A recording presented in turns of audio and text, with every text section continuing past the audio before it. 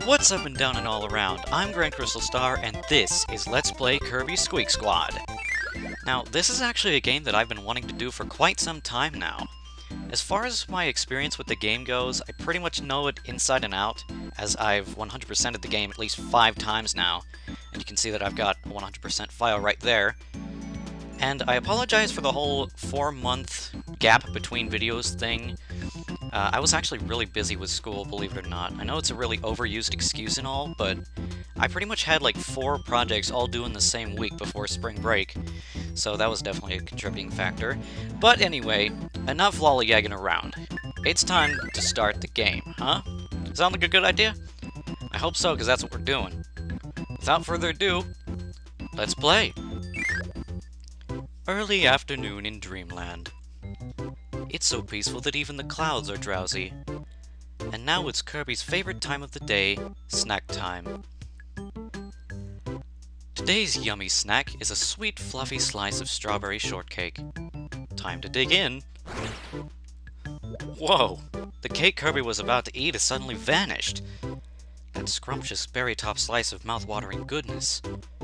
No doubt about it, this must be the work of that greedy King Dedede. Well, there's no time to waste. Gotta get that cake back. And that's how Kirby's latest fantastic adventure begins. Over a simple slice of shortcake, how about that, huh? Now most of you will remember the standard Kirby concept. Find an enemy with power, inhale him, swallow him, get his power. But there's a couple of gimmicks to this game, one of them being bubbles. You might see the bottom screen, which is located on the right side of the video, that there seem to be 5 slots down there. That's where the gimmick comes into play. This game utilizes an inventory system. You can actually hold up to 5 items down there, in Kirby's belly essentially. But that's not all. You can also combine different bubbles to get either better or worse items depending on your luck, which mine is kind of bad, so I don't expect to get that many good items. But there's also another sort of gimmick to the game, if you want to call it that. There's also treasure chests scattered throughout the various levels. In most levels, you can usually find around 2 to 3 levels. Levels? Yes. Treasure chests. Sorry. But that's pretty much the gist of Kirby Squeak Squad. And I did it before I completed the level! Awesome! But after you complete the level, you can actually play this little minigame here to get some pretty good items and such. You might notice that the victory screen looks a little bit different. We'll get to that later. Now, down in the bottom right-hand corner, you see that there is a 0 out of 120. That's how many treasure chests are actually in this game. I have, in the times that I've 100%ed this game, probably the fastest time I've done it was 4 hours, and that was like playing non-stop. But anyway, if you look down in the bottom right-hand corner of the screen, you'll see a grayed out treasure chest. That means that somewhere in this level, there is a treasure chest to be hidden. And found, I guess. But anyway, back to bubbles. We have the sword bubble down here on the bottom screen, and anytime I want to use one, all I gotta do is tap it, like so. Boom! There's the sword ability. You can actually combine different ability bubbles to get various abilities. There's also another, quote-unquote, gimmick. Yes, tutorial, thank you very much. That's also another thing, before I explain what I was gonna explain. Mixing food items. Piece of meat and a cherry makes a max tomato.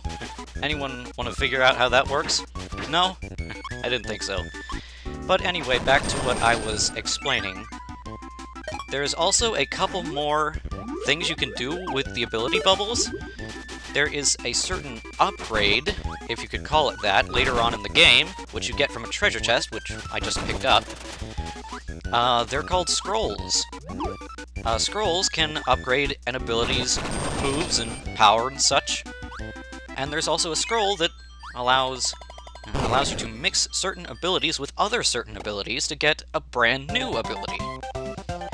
But with that, we've collected our first treasure chest. Let's see what's inside it. We get beginning notes, which we can use with the sound player, which we don't have yet. But we will get it in this level. See, we got 2 treasure chests in this level. That means it's harder. Another returning ability right here is fire. But with fire and sword, as you probably saw, you can burn down or cut down these little patches of grass here. You don't really see this mechanic used much in the game, because, well, I don't know. I don't know, they should have used it. But still, we got more cutters to deal with. Because, you know, cutters are always nuisances. They're menaces to society is what they are. Something they like to do in this game is, like, kind of hide the doors behind grass sometimes. I think that might be one of the only times it's ever used, is just to get a hidden one-up, really. But in other news, Kirby visited Sweden today. And now to the weather. Mr. Frosty? Oh yes, Kirby, it's going to be quite cold for you. You specifically, because I have to fight you now. Is that so? Well, we'll just see about that. I'd ask if you were getting hot under the collar, but clearly you're not. Because, you know, you're cold as ice. Speaking of ice, that's a new ability we have right here. What you can do with ice is, of course, freeze enemies and kick them along, but you can also freeze over water, and stand on it. But something else you can do with ice is, well, something that we can't do yet, but you can actually freeze over lava, or moreover harden it, so that you can walk on it without taking any damage, which is pretty sweet. And now we've got yet another new ability over here, which is unique to Squeak Squad, the Animal ability. The Animal ability will not only let you claw your opponent's faces off, but it'll also let you dig through surfaces like dirt and sand and snow. There's a scroll for the Animal ability, which makes its process a lot faster, but we won't be seeing that until a little bit later. It's, of course, in one of the treasure chests. What isn't in a treasure chest, which is something you need. Excuse me, sir. I need you to get off the space where I need to dig. Thank you. Gosh, so rude. It's like your party animal or something. I don't know. There are also large treasure chests in these levels, and there's also a catch when you get one of these. You'll be seen by these people, or mice. They'll try to take it from you, and if they get it, they'll run to the nearest fort, which looks like this in the first levels. If they get there with the treasure chest, you have a small amount of time to get there before it closes down forever. Once it does, you lose the treasure chest and you have to do it again. You have to do the whole level again, regardless of whether or not you got the other ones. Large treasure chests usually contain very important items, like the sound player. That's important, right? Not really. Unless you're, like, planning on using iTunes, but I don't think the sound player comes with that. I'm sorry, it's not New Age technology. But either way, we got the fire scroll, so I think I'll go ahead and show that off right now. In the next level. Now, you know, with fire, you could just, you know, breathe fire, use burning and all that. But now, with the fire scroll, you can aim it up and down and up and down. Because that's physically possible, right? Right. Here's the first instance of a warp star. You always gotta remember to wear your asteroid belt when riding one of these things. Otherwise, you might accidentally hitch a ride with the Space Corps and get pulled over by the space police. Don't ride with the Space Corps! I think he's on space! Like, all the time. Like, really, that guy's got mental issues. I probably shouldn't have killed that little Sparky there, but there's one right up here, so it doesn't really matter. You know, what's one life? Anyway, we got Spark here, which has a few changes. Of course, you got the standard this move thing, but it's kind of got the how to say, properties of Plasma, in which case that if you quickly press the D-pad buttons, you can build up power and release a huge attack. Or as huge can get. Like that. Increases its range and power. But I think I want Sword, because Sword's a pretty good standard, you know. Plus it's got that Final Cutter type thing. I'm not really sure what it's called, but I'm just gonna call it Final Cutter. Also, that was a pretty stylish move with getting the whole treasure chest and stuff, but this is not Paper Mario. There are no stylish moves. Stop swinging your sword. is very rude to do in public. I'm sorry. I know your parents probably taught you otherwise, but it's just too rude. Anyway, we have a new mechanic here. Invincibility candy, exactly what it says on the tin. You're invincible to everything, kill pretty much everything when you run into it, and, well, yeah, you're just invincible. Except, you know, when you run into pits. You don't want to be caught by pits. Like Ryan Pitts. Also, you notice that each of the treasure chests takes up one slot in my inventory, and my inventory's full right now, so I need to combine a couple of these to get a pet brew. That's what that little energy drink is called, by the way. Official stuff! But, as you've probably seen, every time you pick up a large treasure chest, one of these Mouse Matillion folks will show up. We don't know why they're here, what they're after, or why they're chasing us. All we know is that they are. So die! You get in my way, you get the sword! Jeesh. Also, when your inventory is full, you can't pick up any more treasure chests or bubbles, so keep that in mind. But anyway, we have completed the level. And have I said but anyway enough? Nah, I don't think so. But anyway, treasure chest. We got some green spray paint, a graphic piece, and a secret door key. The secret door key will unlock the secret level, this one to be exact, which there are usually 1 to 3 treasure chests in, which can range from being just one and the whole level can be dedicated to getting that one treasure chest, or just, you know, 3 and more complex stuff. But we also got some spray paint. Green spray paint. Every time I get one of these, I'll probably be showing that off for a level or two until we get another one. But anyway, on to the secret level. I believe we have a new ability in here, one returning from Superstar. Yes! Ninja! With Ninja, you can throw shurikens, you can kick... let's see. What else can you do with this? I forget all you can do. You can cling onto walls, and throw shurikens from said walls. Direct hit. And you can also jump off of said walls. The closest thing to wall jumping you'll ever see in this game. But if you look down on the bottom screen, you can actually see what all you can do with it. See? Nice little list of abilities.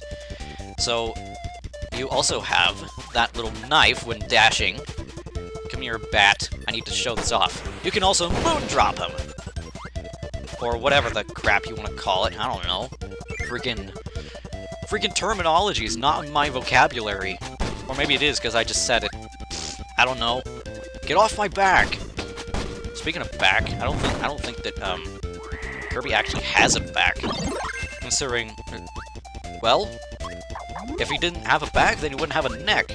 Considering one of his, abilities is to fall onto his opponents and kind of like squish them with his face. That would break the neck of any normal person. But we have a new ability here. Bomb! I like bomb because, well, it's bomb. You can pull out a bomb, throw it at a slight arc, throw it upwards, throw it downwards, you can plant one, or you can just throw it straight. I like bomb. It's also got one of the best scrolls in the game, if you ask me. What that entails, I won't tell you yet, but I'm gonna tell you it has something to do with combining with other abilities and elements. It is a good thing, trust me. And sleep. Sleep's also in this game, and since every ability has its own scroll, that means that sleep will also get a scroll and will actually be useful later on. Which makes Squeak Squad one of the only games in which sleep actually has a use. Awesome, right? I know! But another returning ability, I'm saying but and anyways a lot, I should really stop. But anyway, there I go again. So, we have High Jump, returning from Nightmare in Dreamland, I think? Adventure? Something like that? It's not really good for much, it's just good for getting around. Not really too special. But we do have... Gosh, there I go again with saying but all the time. Ah!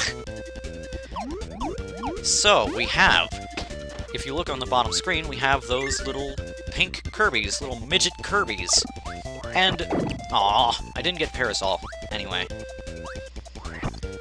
If you combine 3 of those little Kirbys together, you actually get an extra life, which is pretty sweet, but I probably won't be doing it all that much because, you know, it just takes a lot of space and time. But anyway, Grrr, I can't stop saying that! We have another ability here, Parasol, one of my least favorite in the entire Kirby series. Because, really, it's Parasol, what's it gonna do?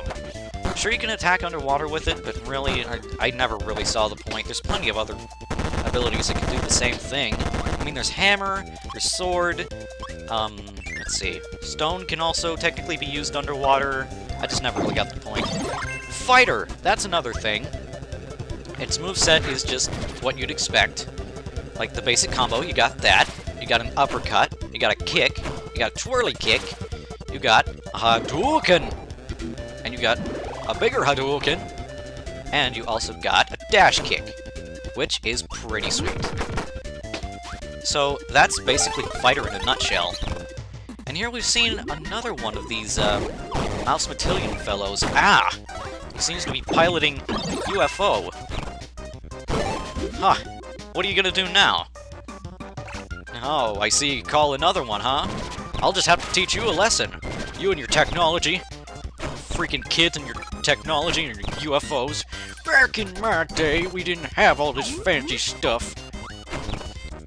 Yeah, we do not yet know who these Mouse Matillion fellows are, but I have a feeling we'll be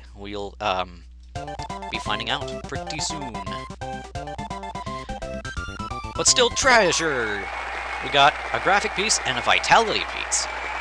Every time you get 2 vitality pieces, your max HP will increase a little bit, which is pretty awesome. There are 8 of them total in the game, and it's a pretty significant HP increase, I have to say.